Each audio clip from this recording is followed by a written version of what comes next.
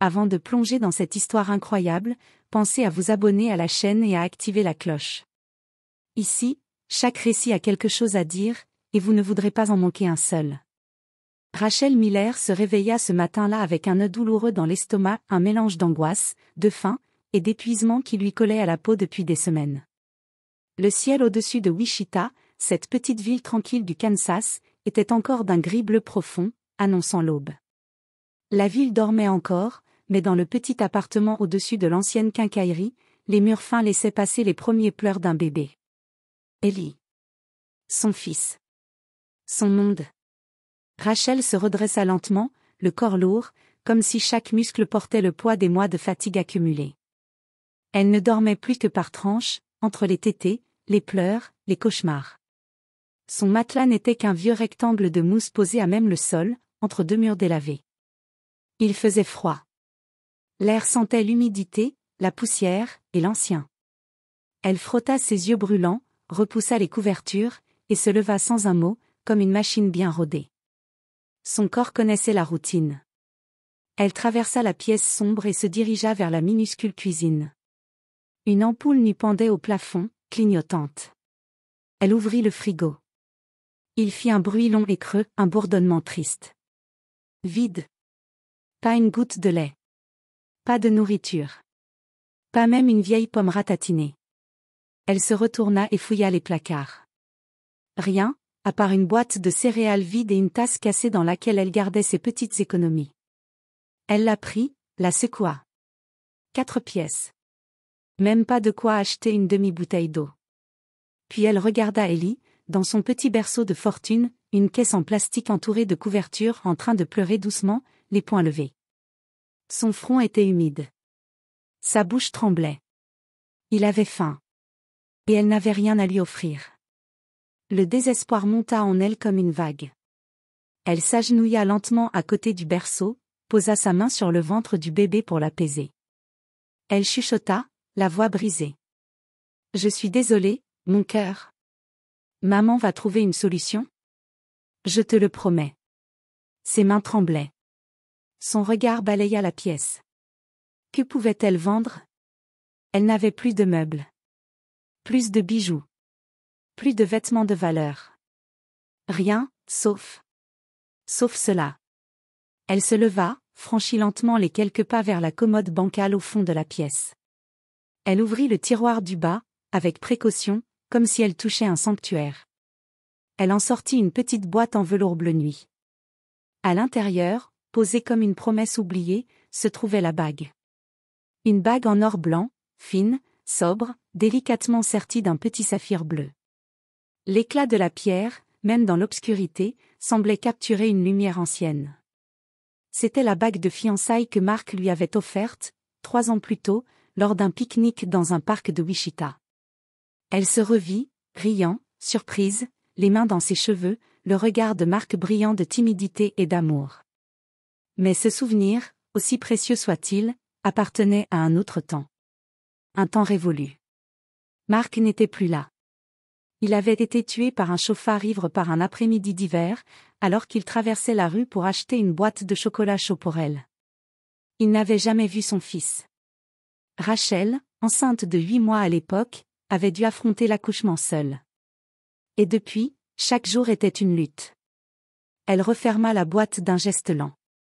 La bague brillait encore entre ses doigts, légère mais lourde de sens. Elle la porta à ses lèvres, y déposa un baiser silencieux, puis la glissa dans sa poche. Aujourd'hui, l'amour ne suffisait pas. Il fallait choisir entre les souvenirs et le lait. Elle prit Ellie dans ses bras, l'enroula dans un plaid usé dont la couleur d'origine était oubliée.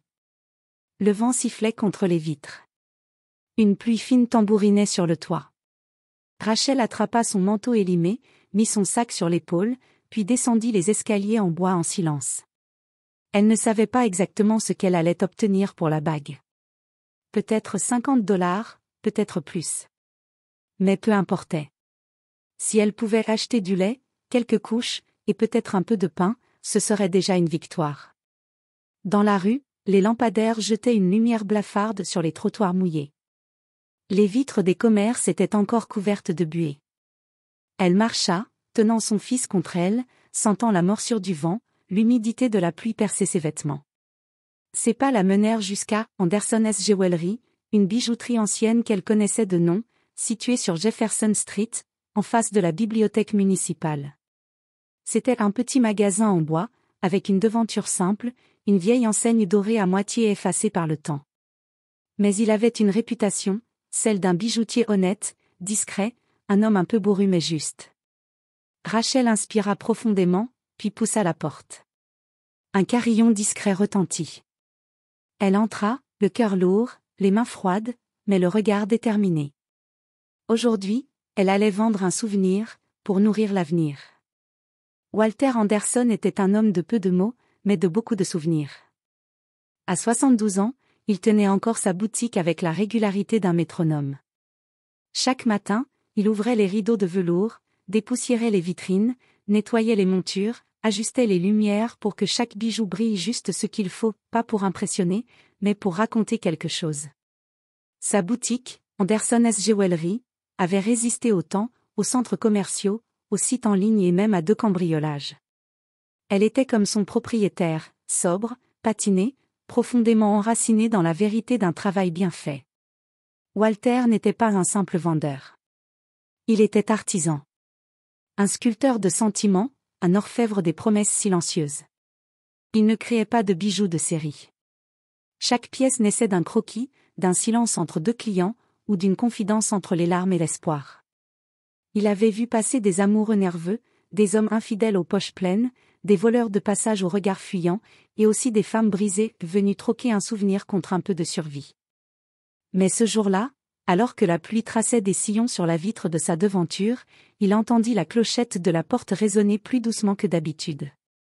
Comme un écho fragile. Il leva les yeux. Elle était là. Rachel. Trempée jusqu'aux os, les cheveux plaqués contre les tempes, le teint blême, un manteau trop léger sur les épaules, tenant un bébé contre elle. Ce n'était pas la première femme qu'il voyait dans la misère, non. Mais il y avait dans cette scène quelque chose de différent. Quelque chose dans la manière dont elle tenait l'enfant. Quelque chose dans son regard, entre la honte et la dignité. Quelque chose dans l'air. Comme si le monde retenait son souffle. Elle avança timidement, les semelles de ses chaussures faisant un léger bruit mouillé sur le plancher en bois. Elle s'arrêta devant le comptoir. « Bonjour », dit-elle d'une voix presque inaudible. Walter Anderson, les lunettes sur le bout du nez, releva la tête depuis l'établi où il réparait une montre ancienne. « Bonjour », répondit-il d'un ton neutre, mais sans dureté. Elle sortit alors une petite boîte de sa poche, l'ouvrit, puis en sortit la bague. Elle la posa délicatement sur le comptoir en verre, comme on poserait un souvenir sur une tombe. Je voudrais vendre ça, dit-elle en gardant les yeux baissés. Je n'ai pas d'autre choix. Walter tendit la main lentement, prit la bague entre ses doigts, l'examina à la lumière. Elle était fine, bien équilibrée, d'un travail soigné. Il la retourna et lut la gravure à l'intérieur. To my light, Mark. Et là, son cœur fit un bond. Un frisson glacé le traversa. Il la reconnut immédiatement. C'était lui qui l'avait créée. 3 ans plus tôt. Un jeune homme maladroit était entré dans sa boutique, les cheveux en bataille, le cœur dans la gorge. Il avait dit. Je veux quelque chose de simple, mais qui dise tout. Ils avaient longuement parlé. Le garçon avait insisté pour que ce soit un saphir, pas un diamant. Pourquoi? Parce que, disait-il, ses yeux deviennent bleus quand elle pleure. Et je veux qu'elle sache que même ses larmes sont belles. Walter s'était attaché à ce garçon. Mark Miller. Il était venu récupérer la bague une semaine plus tard, rayonnant, nerveux, transpirant d'amour. Walter s'en souvenait avec une netteté étrange, comme si cela venait d'hier. Et maintenant, cette femme, debout devant lui, tenait contre elle l'enfant de cet homme. Il leva les yeux vers elle, la regarda attentivement. Le visage était différent, amaigri, fatigué. Mais les traits étaient là. La douceur. La lumière dont Marc parlait. Elle n'avait pas encore compris qu'il savait. Qu'il se souvenait. Walter reposa la bague doucement, comme s'il manipulait un fragment de mémoire. « Savez-vous combien elle vaut » demanda-t-il calmement. Rachel hésita. Elle serra un peu plus son fils contre elle, comme si la question lui faisait honte. Non. Je veux juste de quoi acheter du lait. Mon fils a faim. Walter ne dit rien. Pas un mot, pas un soupir. Il déposa la bague sur le comptoir, aussi doucement que s'il posait un cœur battant. Il la regarda une dernière fois, longuement, comme on ferme un livre dont on connaît déjà la fin. Puis il se leva lentement, les gestes mesurés, et s'adressa à Rachel sans la regarder directement. « Attendez ici. » Sa voix était grave, lente, presque solennelle. Rachel hocha la tête, trop bouleversée pour répondre. Elle serra Ellie un peu plus contre elle. Le bébé, enfin calmé, s'était endormi sur sa poitrine, son souffle léger réchauffant le creux de son cou. Son petit poing dépassait du plaid, tremblotant doucement sous le tissu, comme si même dans le sommeil, il ressentait la tension qui habitait sa mère. Autour d'eux, la boutique semblait soudain immense, silencieuse, presque sacrée. Le tic-tac discret d'une montre ancienne, le froissement du vent contre les vitres, le cliquetis d'une chaîne dans une vitrine. Rachel se sentait minuscule, déplacée, comme une intruse dans un monde brillant et figé, elle, avec ses vêtements trempés, ses chaussures usées, et sa pauvreté accrochée à la peau comme un manteau trop lourd. Elle se mit à douter. Avait-elle eu tort de venir ici? D'offrir cette bague? Était-ce un excès de désespoir? Un acte de faiblesse? Elle n'eut pas le temps de répondre à ses propres pensées. Walter revint. Silencieusement. Il tenait dans ses bras un sac en papier brun, simple, sans logo, plié avec soin. Il le posa devant elle. « Voilà, dit-il simplement, d'un ton presque neutre. Tenez. » Rachel cligna des yeux, surprise. Elle hésita, puis ouvrit le sac lentement. À l'intérieur, elle découvrit une boîte de lait en poudre pour nourrissons de bonne qualité, un petit paquet de couches jetables, des lingettes hypoallergéniques, une couverture toute neuve, douce comme la peau d'un agneau, encore pliée et attachée par un ruban. Et, glissé dans une enveloppe blanche, un billet de $100, propre, net, comme sorti d'une banque quelques minutes plus tôt. Elle resta figée. Ses mains tremblaient légèrement. « Qu'est-ce que... » balbutia-t-elle. « Non, non, je ne peux pas accepter ça. Ce n'est pas ce que j'étais venue chercher. » Elle semblait honteuse, presque effrayée par la générosité posée devant elle. Mais Walter secoua doucement la tête. Il posa sa main ridée sur le comptoir, entre eux, comme un pont. « Je ne peux pas acheter cette bague, dit-il, d'une voix calme mais ferme. Elle ne m'appartient pas. Elle est le témoignage d'un amour que j'ai vu naître ici même. » Rachel fronça les sourcils, troublée. « Vous, connaissiez Marc ?» chuchota-t-elle, sa voix brisée par l'incrédulité. Walter la regarda pour la première fois vraiment dans les yeux. Et il hocha la tête lentement, avec une infinie douceur. Il était nerveux, dit-il, un mince sourire triste au coin des lèvres. Il voulait vous offrir quelque chose d'unique. Il a choisi le saphir parce qu'il disait que vos yeux devenaient bleus quand vous pleuriez. Il m'a dit que vous étiez sa lumière. Rachel sentit une décharge dans la poitrine. Son souffle se coupa. Ses jambes faillirent flancher. Il disait que j'étais sa lumière, murmura-t-elle, incapable de retenir les larmes qui coulaient déjà, silencieuses, sur ses joues. Elle porta la main à sa bouche, pour étouffer un sanglot. Le souvenir de Marc, si fort, si vivant soudain, envahit tout. La douleur, oui. Mais aussi l'amour. L'amour brut, entier, invincible. Walter reprit, plus bas, presque comme une confidence. Il avait raison. Vous l'étiez. Vous l'êtes toujours. Et maintenant, vous êtes celle d'Ellie. C'est vous, sa lumière. Sa seule chance. Alors gardez cette bague. Elle n'est pas destinée à être vendue. Elle est destinée à rester à votre doigt, à porter la mémoire de celui qui vous a aimé, et à vous rappeler qui vous êtes. Rachel ne pouvait plus parler. Les mots ne sortaient plus. Sa gorge était trop serrée. Elle hocha simplement la tête, lentement, les yeux embués, la poitrine compressée par une émotion immense. Walter ajouta, en ramassant doucement le sac pour le lui tendre. et promettez-moi une chose. Quand la vie sera plus douce. Quand le vent tournera. Faites la même chose pour quelqu'un d'autre. Aidez-le, sans poser de questions. Comme aujourd'hui. Elle prit le sac, les mains tremblantes. Un seul mot sortit de sa bouche, à peine audible. Promis. Les années s'écoulèrent comme les pages d'un livre que l'on tourne avec précaution. Rachel, malgré les nuits sans sommeil et les journées de travail harassantes, ne perdit jamais de vue cette promesse faite un matin pluvieux, dans une bijouterie silencieuse. Elle suivit des cours du soir tout en enchaînant les petits boulots, serveuse, aide à domicile, assistante dans un cabinet médical, et chaque soir, elle rentrait retrouver Ellie, qui grandissait en lui offrant la force de continuer. Ce fut difficile. Souvent, elle hésita. Parfois, elle craqua. Mais à chaque étape, elle repensait au regard de Walter Anderson, au sac en papier brun, à la dignité qu'il lui avait rendue sans un mot de pitié. Il n'avait pas vu en elle une mendiante, mais une femme digne. Une mère courageuse. Cela l'avait marquée à jamais. 5 ans plus tard, Rachel obtint enfin son diplôme d'assistante sociale. Elle décrocha un poste dans une petite association locale, puis monta peu à peu les échelons, grâce à sa persévérance, mais surtout grâce à son empathie. Elle comprenait les autres mères. Pas seulement avec sa tête, mais avec ses tripes. Un jour, en sortant du travail, elle s'arrêta devant un vieux bâtiment abandonné dans le quartier sud de Wichita. La façade était délabrée, mais à ses yeux, elle brillait comme un palais.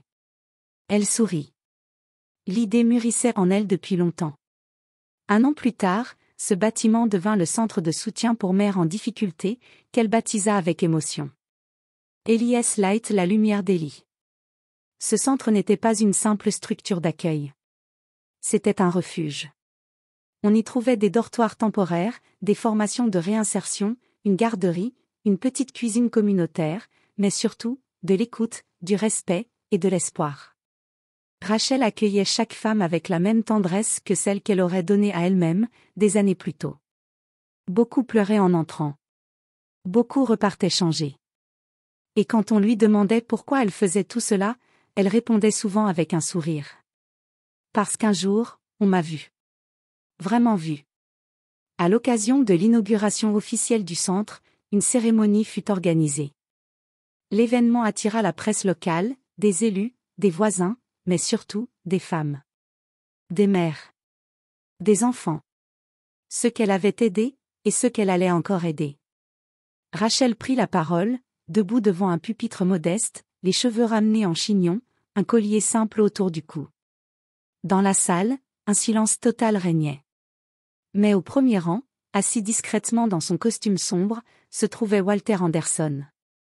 Il avait désormais 79 ans. Ses mains étaient posées sur une canne en bois sculpté. Son dos était voûté, mais son regard brillait comme au premier jour. Rachel le vit. Elle sourit. Elle s'éclaircit la voix et déclara. « J'aimerais vous raconter une histoire. Ce n'est pas une fable. C'est ma vérité. Il y a quelques années, une jeune mère désespérée entra dans une bijouterie. Elle n'avait plus rien. Juste une bague, des souvenirs, et un bébé dans les bras. Elle voulait vendre ce qui lui restait d'amour pour un peu de lait. Mais cet homme, elle désigna Walter du regard, n'a pas acheté cette bague. Il lui a tendu autre chose, la dignité. Le respect. Et ce que je pensais être un jour de honte, est devenu le jour qui a illuminé ma vie. Elle marqua une pause, les yeux humides, puis poursuivit d'une voix vibrante. Parce qu'un homme a vu, au-delà d'une bague, au-delà de la pauvreté. Il a vu une mère. Il a vu de l'amour. Et il a répondu par un acte de bonté silencieuse. Aujourd'hui, je ne fais que transmettre ce qu'on m'a donné. C'est tout ce que je peux faire. Merci, Walter. Un murmure parcourut la salle. Puis des applaudissements. D'abord timides, puis puissants, debout, sincères. Walter essaya de sourire, mais il ne put retenir les larmes qui montaient. Elles roulèrent sur ses joues ridées. Il baissa la tête, humblement, les mains tremblantes, touché au plus profond de son être.